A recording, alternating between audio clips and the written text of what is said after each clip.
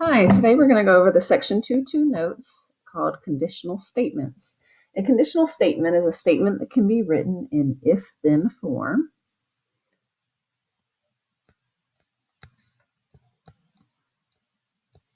Okay, and an if-then statement is written in the form if P then Q, or P implies Q, or you can see here P arrow Q means an if-then statement. And the phrase immediately following the word if is called the hypothesis.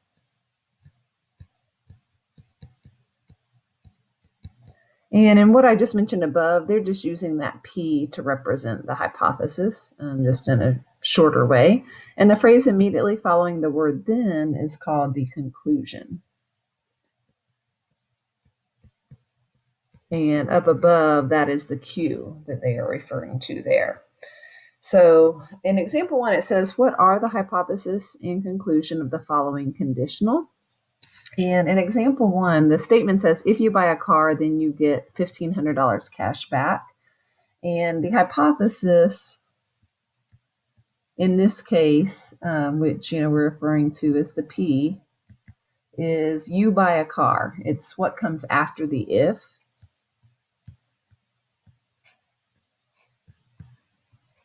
Okay, and then the conclusion, which I'll label it as C, but again, you can also refer to that as the Q, and that's what comes after the then. And in this case, it's you get $1,500 cash back. Okay, so it's just a way to identify, again, what comes after the if and what comes after them in this conditional statement. Okay, so move that up. On example 2, it just says to underline the hypothesis and circle the conclusion of each statement. So again, what comes after the if is the hypothesis. In this case, points A, B, and C lie on line L. And they're asking me to circle the conclusion, and that's what comes after the then. So what follows from that is that they are collinear or on the same line. On the second statement, it says the Tigers will play in the tournament if they win their next game. So here they've done a little switcheroo in the statement. Again, what comes after the if is the hypothesis. And in this case, what comes after the if is they win the game. It's at the end of the statement. And the conclusion then is the other part of the statement, and they just have it in a different order. But what follows from the hypothesis is that the Tigers will get to play in the tournament. Okay, on example 3, it says underline the hypothesis and circle the conclusion. Okay, so just practicing that a little more. It's just here, and then it says, and then write the statement in if-then form. So the first statement we see here, we should still be able to tell what the hypothesis and the conclusion is, but the if and then just aren't there yet. So an angle with a measure greater than 90 is an obtuse angle. Again, the hypothesis in this case is basically the first part of the statement. And what follows from that, kind of the verb is separating the hypothesis from the conclusion in this case, is, and then an obtuse angle is our conclusion. Now, if we want to write that in if-then form, we just need to put the underlined information after the if and the circled information after the then. Sometimes we have to add a word or two to make the statement make sense when we're switching the sentence around. So the way I have it worded is if an angle has a measure,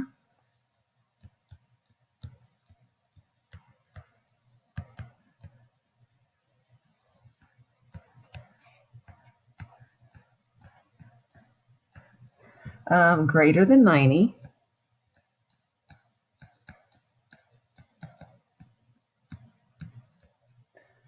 then it is an obtuse angle.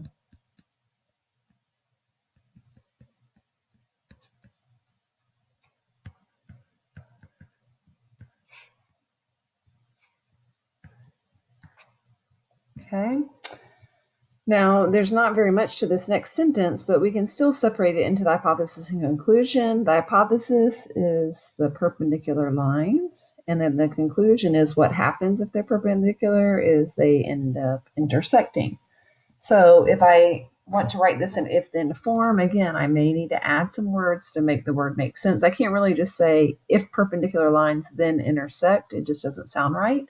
But I can say if two lines are perpendicular,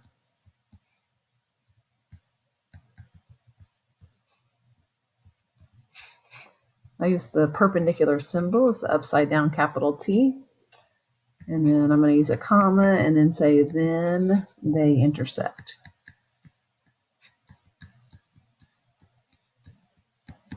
Okay, you may be thinking this looks a little more like English class than math class. And this chapter 2 logic chapter is going to seem a little bit like that. We are going to be writing some sentences, kind of getting the right form of things. But again, the hope is to kind of strengthen your logic and critical thinking skills within this chapter. Okay, so the next part here talks about the truth value. So it says the truth value of a conditional is either true or false. Oh no, I just lost my stuff here. Okay.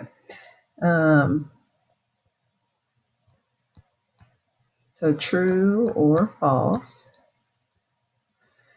To show that a conditional is true, show that every time the hypothesis is true, the conclusion is also true. And to show the conditional is false, find one counterexample for which the hypothesis is true and the conclusion is false. So as we do that, on example 4, it says, are the following conditionals true or false? So it says on A, if a woman is a French citizen, then she is European. So don't think too hard about this, but just think if a woman is a French citizen, then would she also be considered European? And that would be true since France is in Europe, not French. Okay, but then if we look at B, it says if a number is divisible by 3, then it is odd. So you may be able to think of numbers that are divisible by 3 that are odd. If you think of some, maybe you're thinking of 15, maybe you're thinking of 18, maybe you're thinking of 9.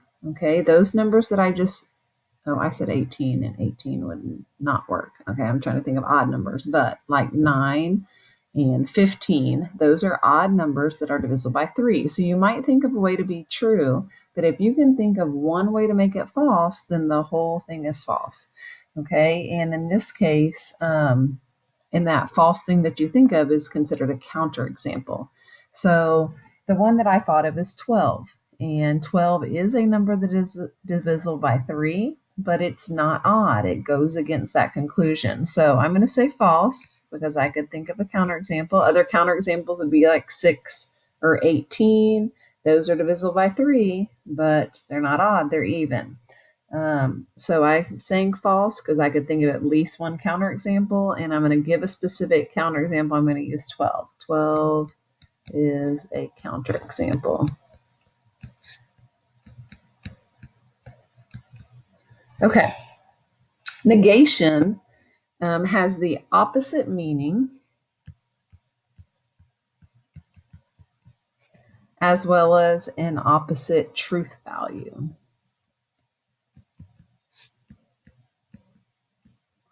Okay, and an example of that is if I have the statement, the sky is blue, the negation of that is just basically the opposite statement. It's kind of like you're putting a not in or taking a not out. It's not always going to be that exact wording, but often. So in this case, if I said the sky is blue and I want to negate that, I can say the sky is not blue.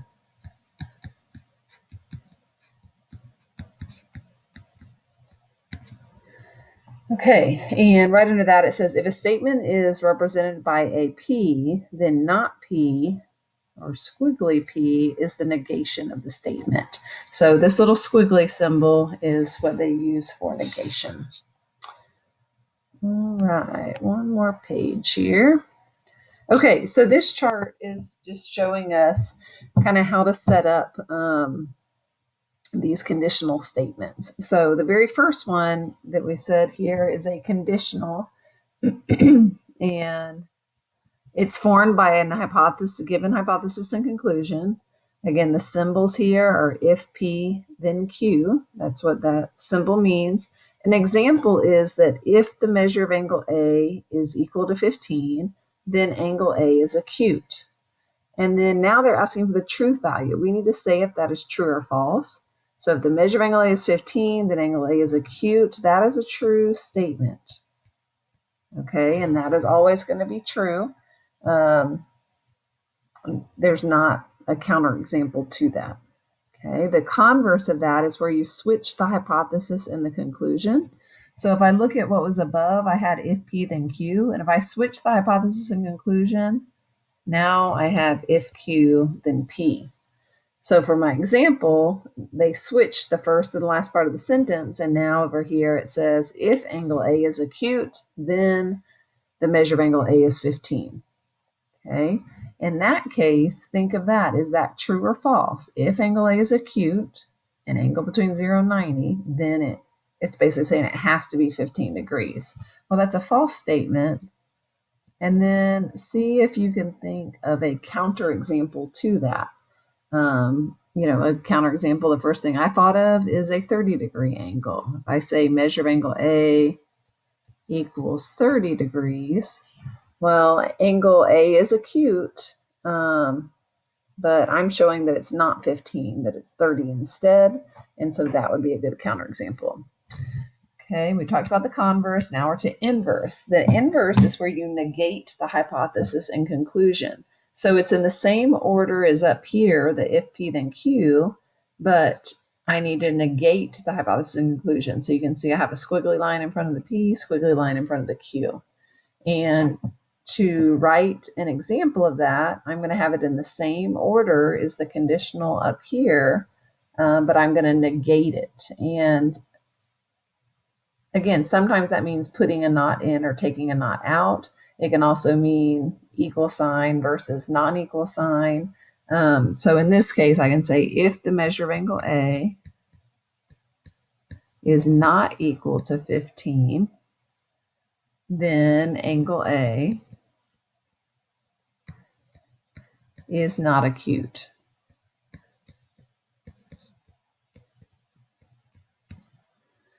Okay, and again, if measure angle A is not 15 degrees, then it's saying angle A is not acute, but that's a false statement.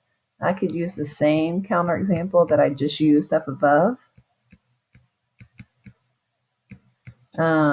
Because if the angle is not 15, it could be, the counterexample I have is 30, and it is acute. Okay, the contrapositive is where you switch and negate the hypothesis and conclusion. So the contrapositive is actually in the same order as the converse up here, but we need to put the negations, the squiggly lines there. So I'm going to say negation Q, negation P. And if I keep the sentence the same as the converse up here, but I negate both portions of that, I can say if the measure of angle A is not acute,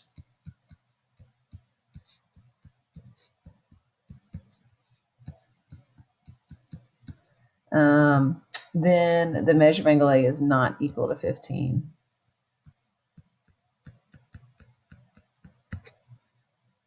Okay, and that is a true statement.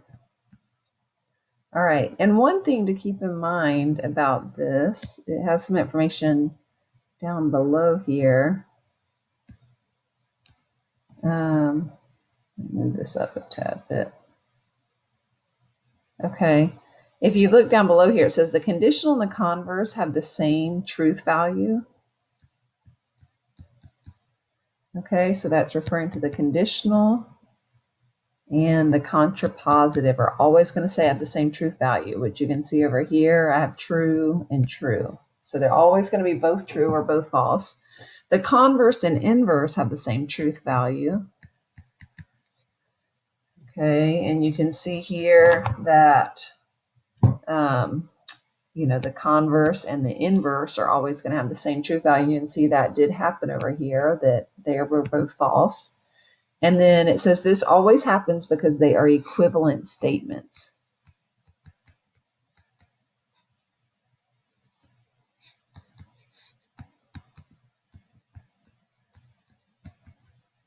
Okay, so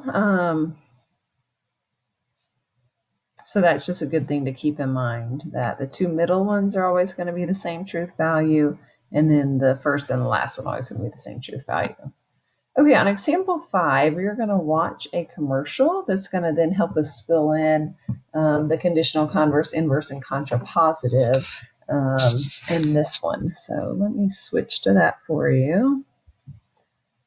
And go ahead and watch this for a moment, and then we'll talk about what we see.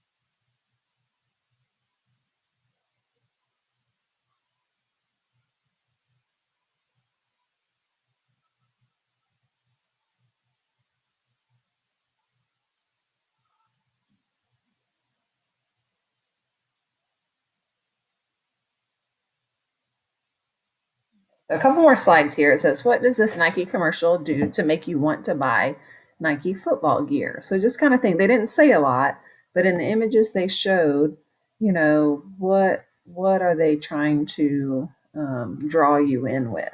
Kind of think about that for a moment. And, it's saying here, think about it like this.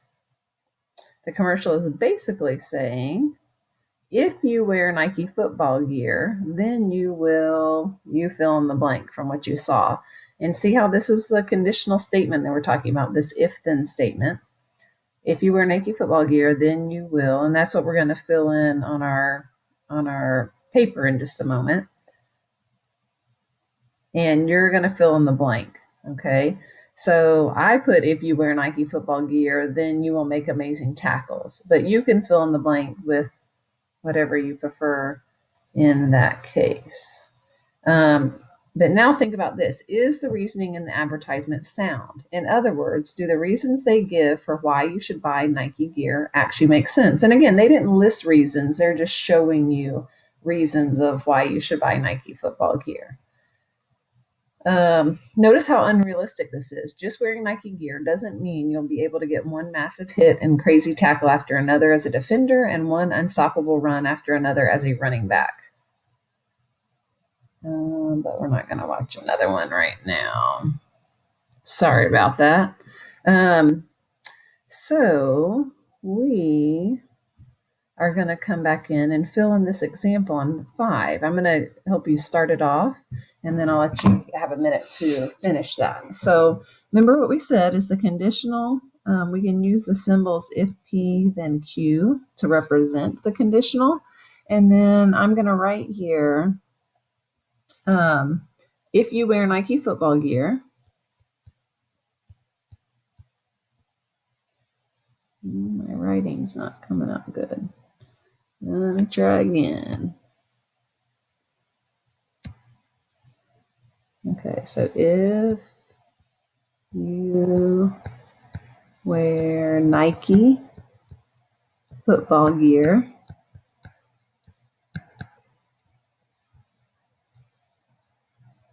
this doesn't look good. If you wear Nike football gear, then you will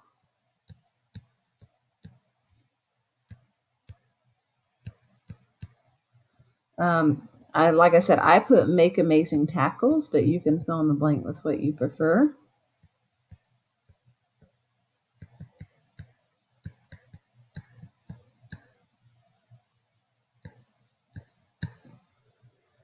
Okay, and then I can think about the truth value of that. Is that a true or a false statement? If you wear Nike football gear, then you will make amazing tackles. I guess that's kind of an opinion, but I'm going to go ahead and say it was false. I don't think that just what I'm wearing is going to affect my playing that much. And then, try and think about what are the symbols that we use for converse. See if you can think of that. And hopefully you're thinking if Q, then P. So you're just going to switch the first and last part of the statement around. For the inverse, I'm going to say negation P, negation Q. Again, it's in the same order as the conditional up here, but it has the negations in front. And the contrapositive is negation Q, negation P. And again, that's in the same order as the converse up here, but it has the negations in front. So I'm going to pause the video for a minute, and I'd like you to try to switch, whatever sentence you wrote. If you finish it differently than mine, that's fine. And I want you to switch it around to the converse, inverse, and contrapositive. Think about what the truth value is for each. And it doesn't say you have to write a counterexample this time over here for the truth value. I think they were kind of running out of room here, but if you want to try to add one in, that is fine. So I'll pause the video, you finish that part, and then we'll join back together.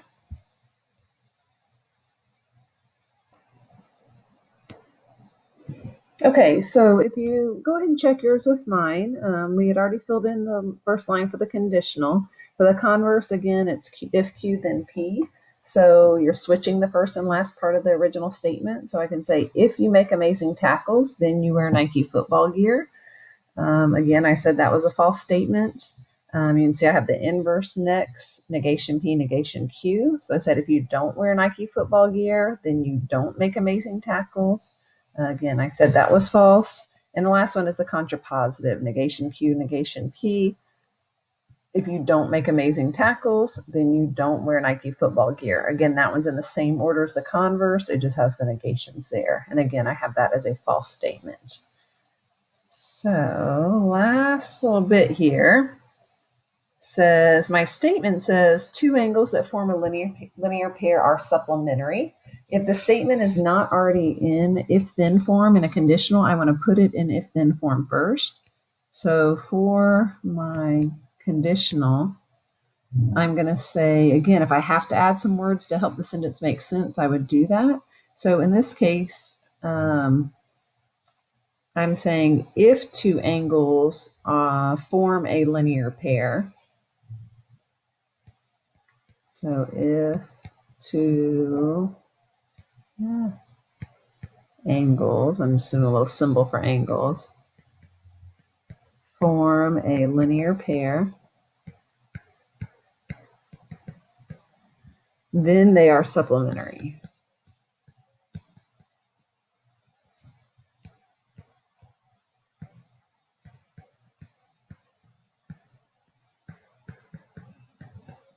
Okay, and then think about if that's a true or false statement. If you have two angles forming a linear pair, are they always going to be supplementary?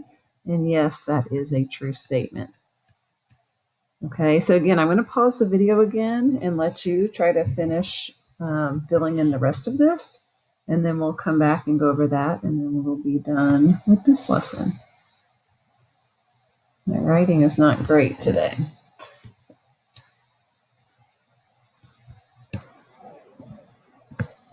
Okay, last little bit here. So we'd already filled in the conditional together, and now the converse is if Q, then P. And again, I'm just switching the first and last part of the statement. But again, I need to keep kind of the subject of the sentence there. I'm just switching that main information. So I have if two angles are supplementary, then they form a linear pair. I don't really want to start the sentence with they or it or something, because then you don't know what I'm referring to. So I kept that two angles part at the beginning of the statement. And then think if that's true or false. And in this case, I have that as false, because again, just because two angles are supplementary does not mean they are right beside each other, adjacent, forming a straight line. I don't really have a lot of room here, but I could have, say, a 150-degree angle and a 30-degree angle. And those two angles are supplementary, but they are not forming a linear pair. All right, the inverse is negation P, negation Q. So again, it's in the same order as the conditional, the first statement, but I put the negations in. So I have if two angles are not a linear pair, then they are not supplementary. And again, that is a false statement as well. if they're not a linear pair, it's saying that they are not supplementary, but I can use the same counterexample that I just did up here. Could be the same counterexample for the inverse. All right, and then the contrapositive is same order as the converse, just has the negations. So negation Q, negation P. And it says if two angles are not supplementary, then they are not a linear pair. And that's true. If those are two angles that are not adding up to 180, then there's no way they can be a linear pair. So that is a true statement. And remember, one thing that we talked about is the fact that the conditional and the contrapositive are always going to have the same truth value, which in this case they do. We have true and true. And then remember what we said is that the converse and the inverse are always going to have the same truth value. And in this case, that checked out. We got false for both of those. So that's just kind of a good way to double check. You could end up with all four being true, or you could end up with all four being false, like in the last question. But if there is some combination of true and false, the two middle ones are always the same and the two end ones are always the same. So again, just a good double check. All right. Thanks for watching and good luck with the homework 2-2. And let me know if you have any questions.